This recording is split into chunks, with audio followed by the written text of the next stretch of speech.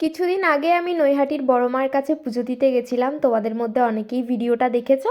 তো ভোর ভোর আমি একদম রেডি সেডি হয়ে বেরিয়ে গেছি, আর ট্রেন থেকে নেমে এখানে আমি দৌড়ানো স্টার্ট করে দিয়েছি, কারণ বাসের টাইম হয়ে গেছিলো আর 1 মিনিট লেট করলে হয়তো বাসটা আমি পেতাম না। এদিকে আমি আর আমার বান্ধবী সারা রাস্তা ঘুমাতে ঘুমাতে চলে এসেছি নৈহাটি। আর এখানে এসে জানো তো, বাস থেকে নেমেই মনটা আমাদের ভালো হয়ে গেছিলো। যদিও রাস্তার মধ্যে দুজনেরই একটু শরীর খারাপ করছিল, কিন্তু নামার পরে অনেকটাই ভালো লাগছিল। তারপর ডালা কিনে ভেতরে ঢুকে প্রথমেই মাকে দেখে প্রথম রিয়াকশানটা আমার এরকমই ছিল।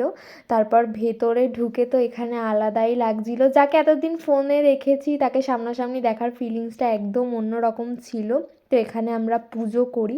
আর সেদিন জানো তো, আমাদের একদম লাইন দিতে হয়নি। আমরা ভিডিওতে দেখি প্রচুর লাইন দিতে হয়, বাট আমাদের একটুও লাইন দিতে হয়নি। আমি আবার মায়ের পায়ের ফুলটাও চেয়ে নিয়ে এসেছিলাম সাথে করে। তারপর আমরা সাইডে একটু ঘুরি, আর এখানে অনেক মানুষ দণ্ডি কাটছিল।